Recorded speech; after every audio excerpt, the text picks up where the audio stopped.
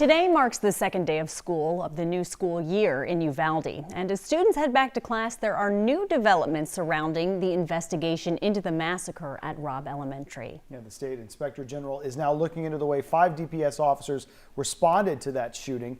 Ugochi Iloka is live this morning with more on the investigation and reaction from state leaders. Ugochi? Dave and Steph, these 5 DPS officers, Texas DPS officers, are under investigation following a DPS's review that was launched back in July.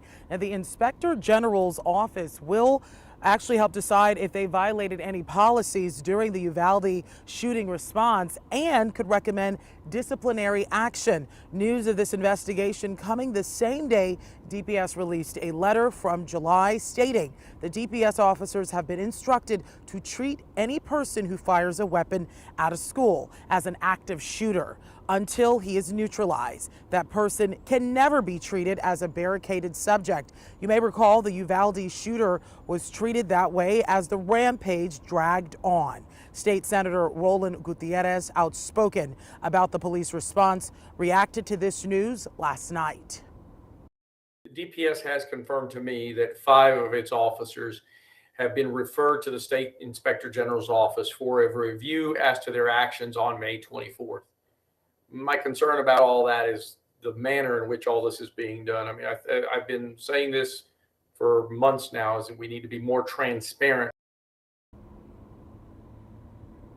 And this morning we have DPS's full letter on the review available on KHOU.com. Kimberly, obviously more to still come out of this that we'll be following very closely. A lot of developments. Ugochi Iloka live for us. Thank you.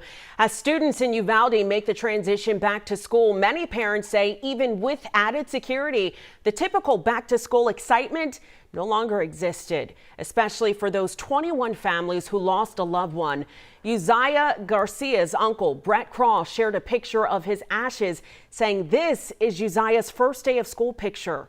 Meanwhile, the mother of Amory Jo Garza shared this picture of her daughter's gravesite. You see all these people putting pictures of their kids going back to school, you know, and our kids aren't.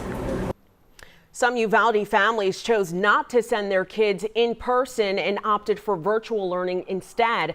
According to attendance numbers, roughly 3,700 students showed up to school yesterday, which is about 88% of enrolled students.